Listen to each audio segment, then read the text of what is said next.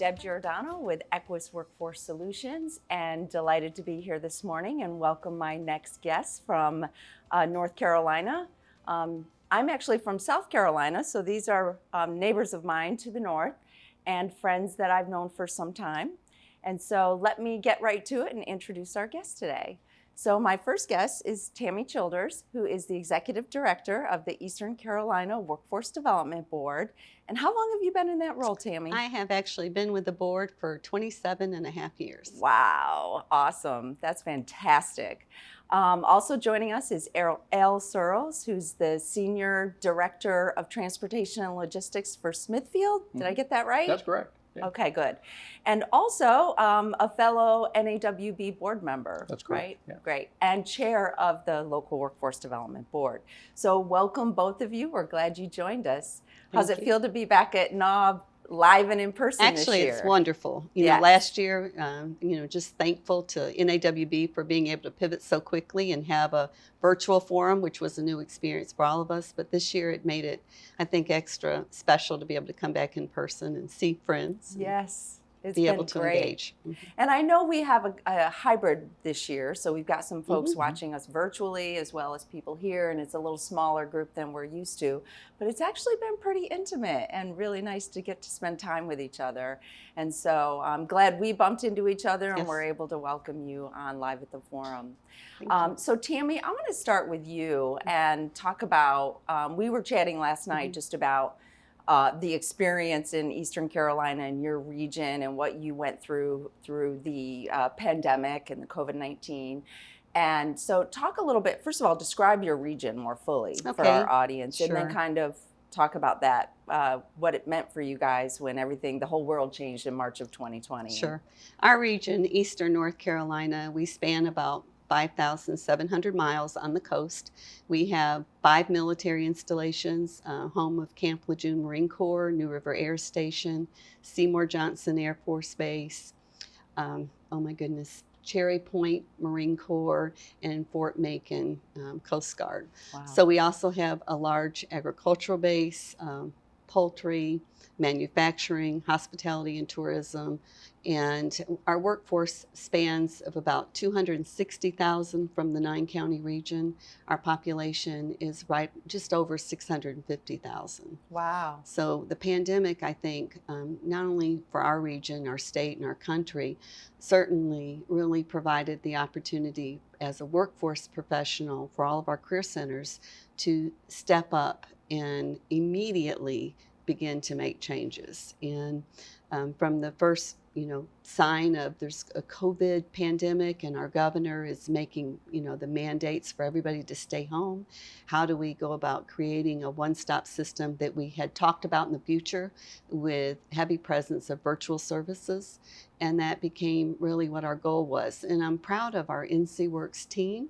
Everybody from frontline staff all the way up to program administrators and our state partners really reacted quickly to get systems in place, get people trained to implement a call center approach instantly for our unemployment claims. And at that point, it really was all hands on deck and being able to get all of our staff, trained to be responsive on the telephone and then headsets and using their computers for virtual appointments. And it definitely was an experience, but at the same time, it provided us opportunities to really elevate the level of workforce services we're providing in a way that we had dreamed of 5 years ago. Exactly. I do think it's the pandemic really allowed us to do a lot of the things that we had thought about doing. In many cases, we had even created some infrastructure around it, but our users may not have been ready. And all of a sudden, our users were like, very open and had to engage with us in those ways. But it's fantastic to hear how you pivoted. Tammy, when you and I talked last night, you're the only workforce board executive director that I've spoken to who literally threw yourself on the front line of this. I'm not saying you are the only one, but the only one I've talked to. And you shared your experience with that. I would love for you to share that with our audience. Sure. It actually, from the times when the phones started ringing, our customers were used to, from many years ago, and we've all heard it across the country, where one-stop career centers are known as the unemployment office, where job seekers were used to coming to the career center, looking for unemployment, help with their claims. And we actually, in North Carolina, made that transition of a call center approach for unemployment back in 2011. But customers today didn't realize that. So immediately, they're driving up to the career centers, the doors are shut, please call, this telephone number. And it was a different change. Some job seekers were quite angry. I'm here, I've just lost my job, I need help. And they were calling our telephone numbers. And the phones were ringing off the hooks. And the way it was set up in our state, in our Division of Workforce Solutions, actually really responded by, having a lot more telephone lines put in, and the flexibility to take people's cell phones and connect them into, so they could be a part of that call center approach. And I said, I want to do that as well. I want to hear what customers are saying. I feel like this is one opportunity I can engage and be of service to my neighbors. And so that's what it was. We were on a rotating basis, and just having that opportunity, what I was sharing is that the stories, when people were calling in, they were reporting, they were calling, and this was again across the country, calling the 1-800 numbers, being put in, this automatic process of a hold and wait, and trying to talk to a real person, and then being told the next operator will be available, or leave a number and we'll call you back. So job seekers were quite frustrated in that process, because literally the lines were completely full. So being able to then have that opportunity, where partnership with our Division of Employment Security, who is the unemployment insurance claimant department for our state, had it where our career center staff could also be taking those calls. And then I too volunteered. And hearing those stories where you had, for example, a mother who's just lost her job, and at the same time hearing in the background her children, and where she's saying, please forgive me, the schools have closed, I've got my kids at home, I'm trying to figure out how, and hearing that panic, of how do I get some help here, and how do we connect? And so being able to walk them through in a calm way, and just, I could cry hearing some of those stories, but being able to hear, just what those concerns were, and feeling like on the other end of the phone, that I was making a difference, because what that individual wanted was somebody to really listen to them and give them some local direction, a local contact, and to be able to make those relationships. And so how we did that from our office and answering those calls, if I had a call, I live in Jacksonville, North Carolina, for example. If I had a call from a resident in Jacksonville, I would immediately say, what I'm going to do is put you in contact with our manager, Lindsay Gress, and from there we'll make sure we can follow up with you. So I would do that warm introduction in an email, so that way she could see that somebody was listening to her and being responsive. And then from there, the career center manager would connect them to a career advisor, for follow-up.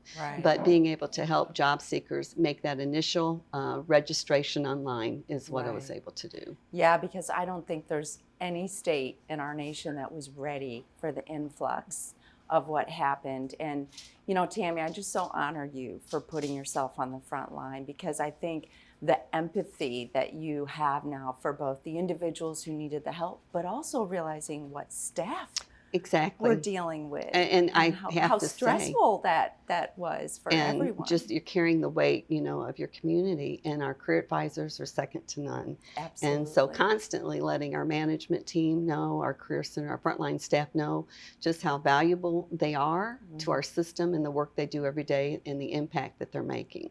So I'm very thankful. But I was sharing that it really, it was heavy, just carrying that and figuring out how to pivot where we could respond, because especially if we're delivering services through the Federal Workforce Innovation and Opportunity Act, we're trying to determine eligibility. We had such strict requirements to meet.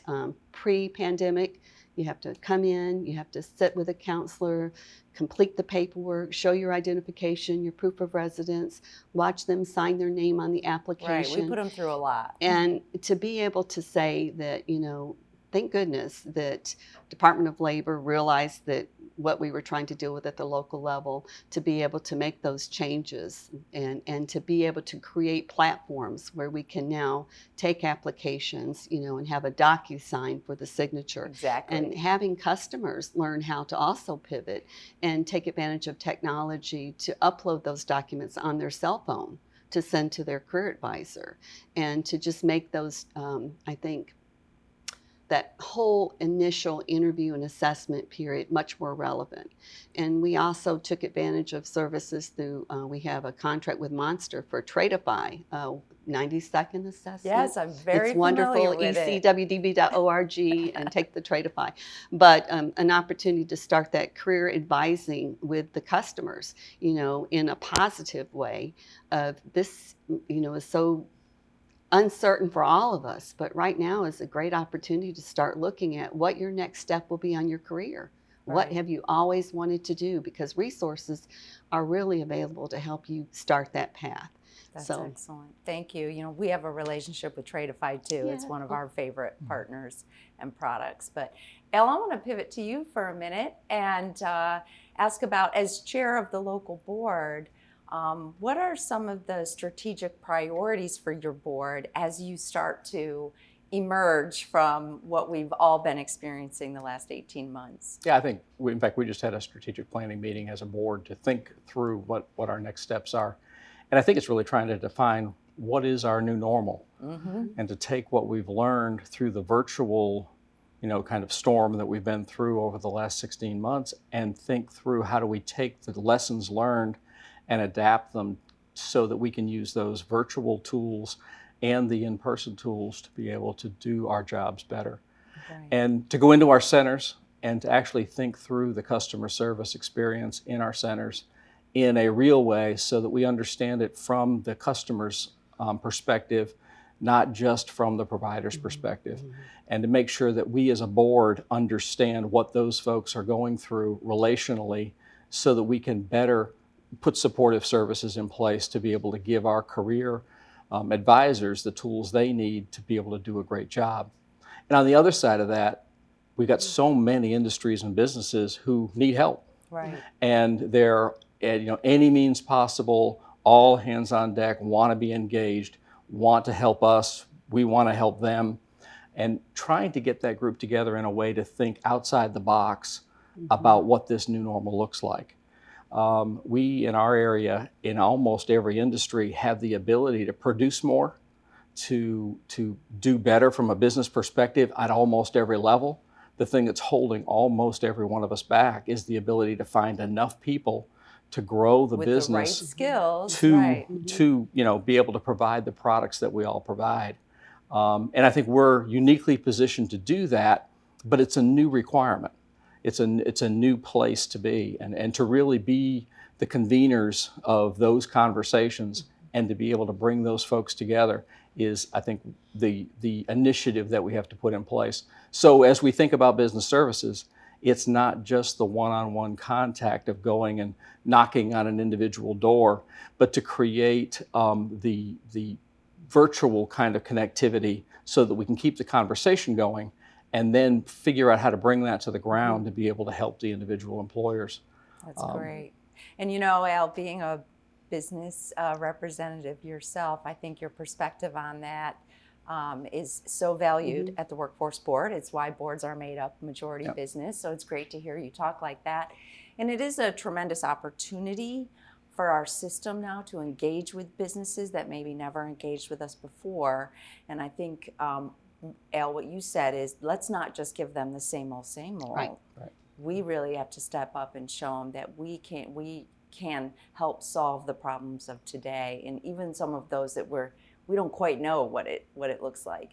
So Al, I'd love for you to share how your business managed through the pandemic. Well, we're a commodity in, commodity out business. We produce the animals and the hogs for Smithfield.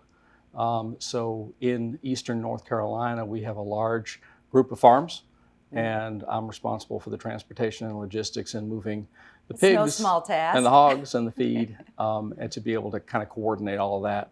And we ran into the same things everyone else ran into. We're an essential business, but at the same time, as a community, we had to deal with the fact that COVID came in and did affect large groups of our working population.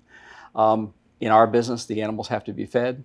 They don't. The business doesn't stop, so you have to be real creative in thinking about ways to be able to stretch the workforce that you have, and also to be able to bring new folks on board.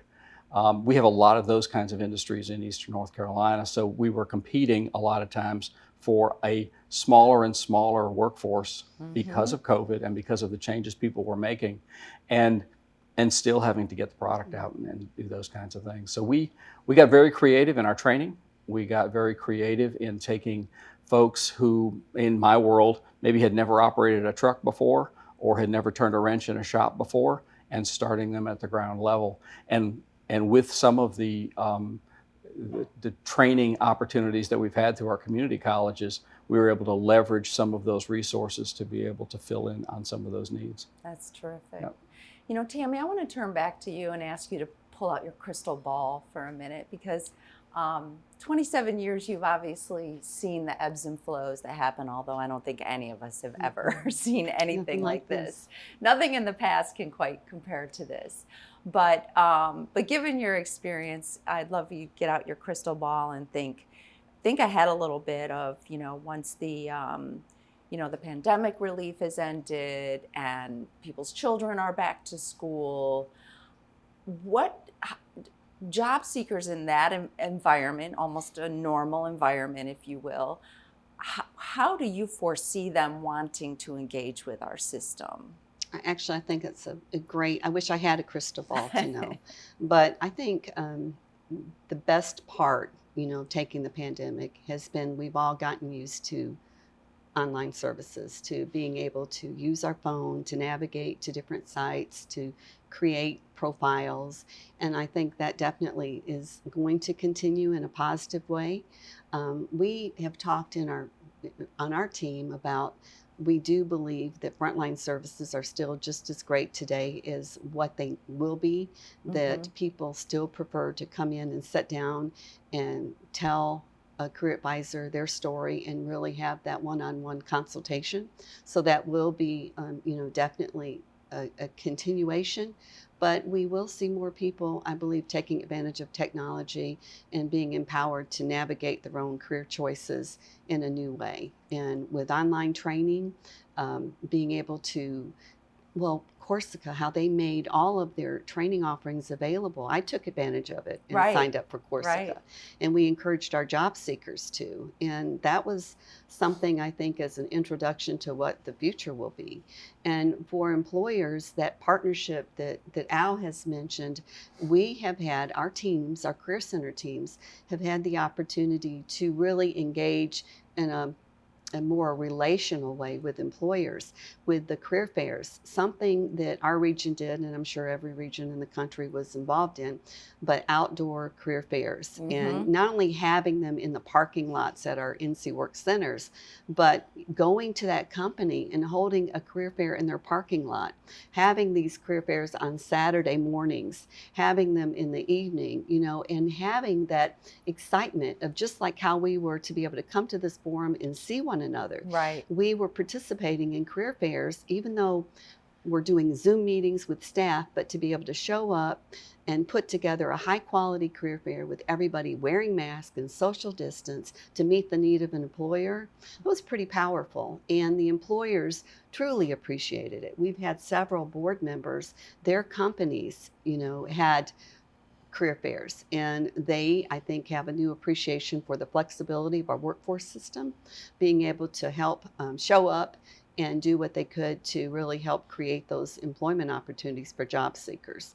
We've also, we're seeing, I hope, a trend in the future where more employers, as they're trying to figure out their recruitment strategies, their retention strategies, they're understanding that it really is going to take a a partnership to get them their workforce and to help them retain their workforce. Right. And so I believe our workforce system will continue to add value to companies as we move forward. And then there's also, not only as a result of the pandemic, but we're seeing it across the country, the whole shift in demographics. And just on, Good Morning America today, talking about the large number of baby boomers that have decided to retire. Right. And then, or young mothers, young families that now find that virtual working is giving them an option to handle the childcare situation and transportation barriers. So for employers, it's going to require looking at how they run their company to see what makes sense. Maybe it will make sense. Maybe they'll have higher retention and better quality employees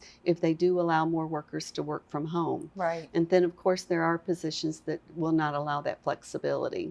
But I think that will be a part of our new normal moving forward, and it's going to be an adjustment.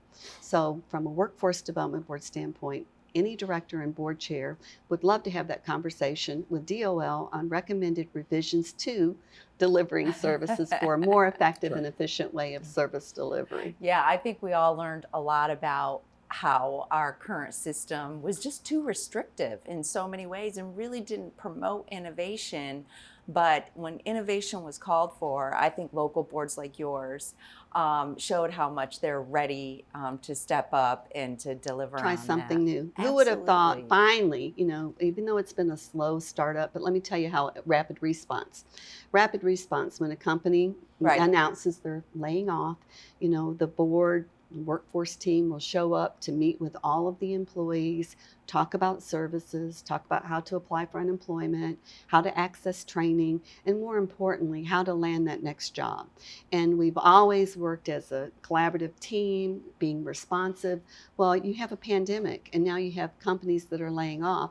So taking this whole platform and going virtual Right. with all of the partners on a Zoom meeting, with the workers on a Zoom meeting or in person in their business, listening, and then how to engage. So what we did, obviously we created the virtual packets. So every employee that used to get a folder full of information now received a virtual packet.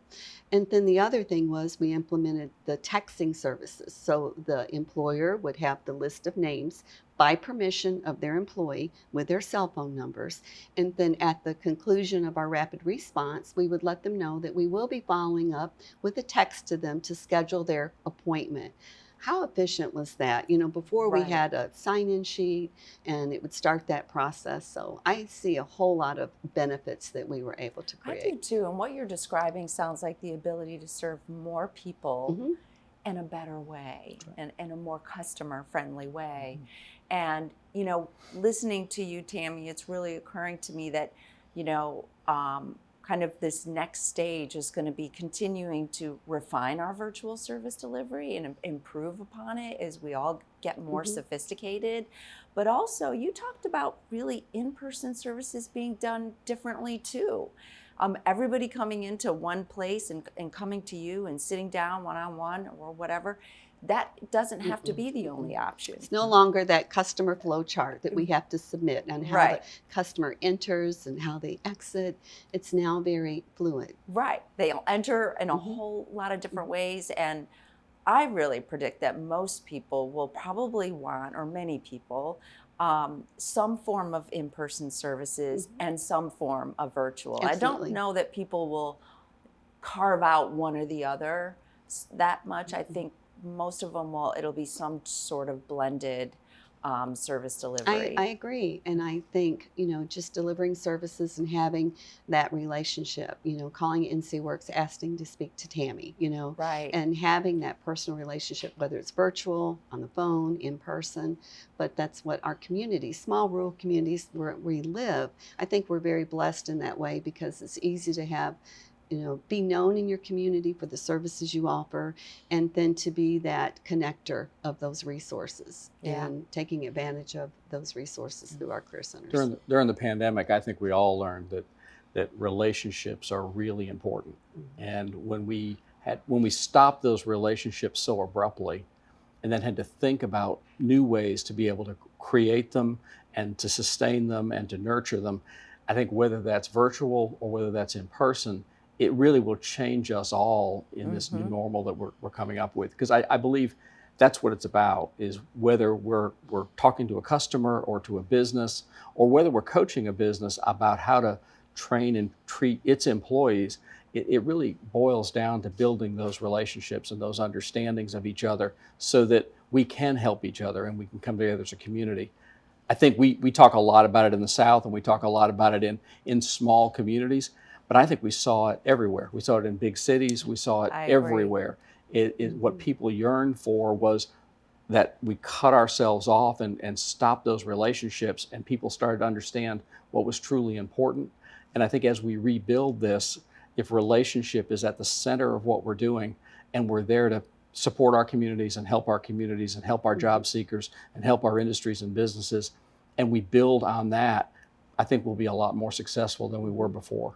Yeah, I agree. I think even the time we've all spent together this week has proven to all of us that, first of all, I think we all felt we were very efficient virtually, but that you really coming together as human beings in person and connecting in that way is very, very important. And sometimes even at the price of a little bit of efficiency, it's a more meaningful engagement. Right. Absolutely. And so that's why I really believe there's going to be some combination. One really helps with efficiency. People connecting virtually don't have the transportation barrier, right. So there's so many positives to both ways to connect. So well, at this point, I want to let you two get on with your day. But before I do that, I want to thank you for sharing your thoughts and just ask any final thoughts from either of you before we conclude our conversation.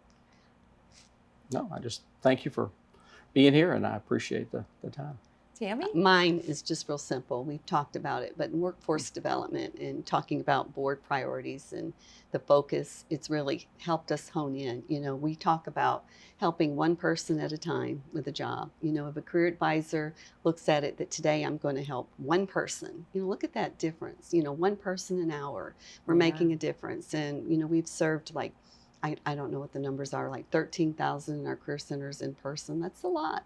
And then the other piece is being able to really help job seekers, prepare for those job opportunities. Right. Making sure that they know that our focus is to help them prepare for that job, to help employers fill that job, and then for us to creatively look at ways to create those jobs. Right. So I think it's helped us all just kind of hone in on what is really important.